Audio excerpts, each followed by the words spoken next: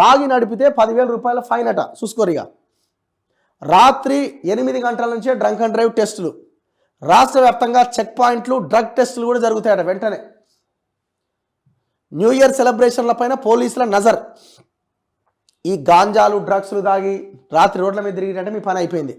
మీరు గుర్తుంచుకున్న డ్రగ్ టెస్టులు చేసి దొరికితే 6 నెలల దాకా మీరు లోపల నుంచి బయటికి రారు. ఇగో కొత్తకోట శ్రీనివాసరెడ్డి సిపి హైదరాబాద్. ఇంతవరకు ఉన్నోళ్ళది ఒక లెక్క, ఈయనది ఒక లెక్క ఉంటుంది. అందుకే చాలా జాగ్రత్త. రాత్రి హైదరాబాద్లో ఎక్కువ ఈవెంట్లు జరుగుతున్నాయి. రాత్రి సమయాల్లో యువత రోడ్లపైకి వచ్చే అవకాశం ఉంది. రాత్రి 1 గంట వరకు ఈవెంట్లకు అనుమతులు ఉన్నాయి.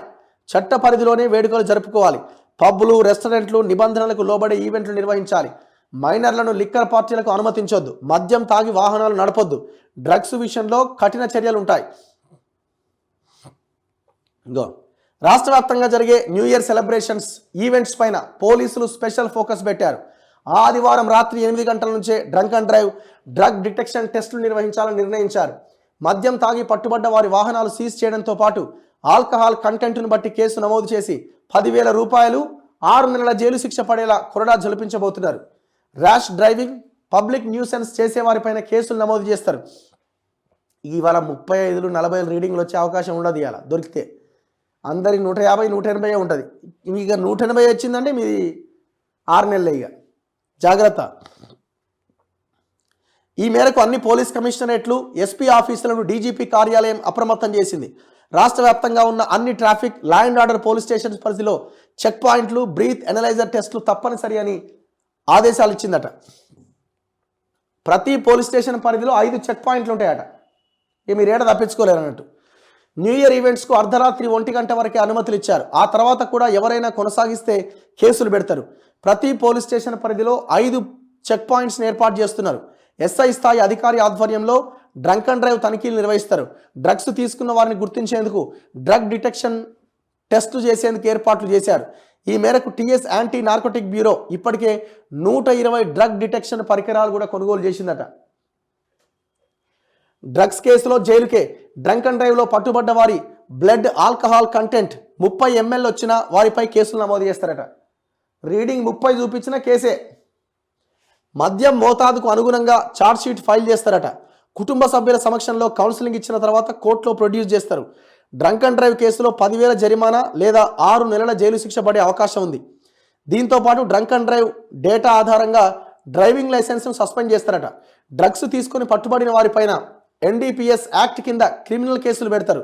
ఇలా దొరికిరంటే కథమేగా మీ పని. ఇలాంటి కేసుల్లో బెయిల్ దొరికే ఛాన్స్ చాలా తక్కువ. 6 నెలల దాకా బయటికి రారు. చెప్తున్నా కదా.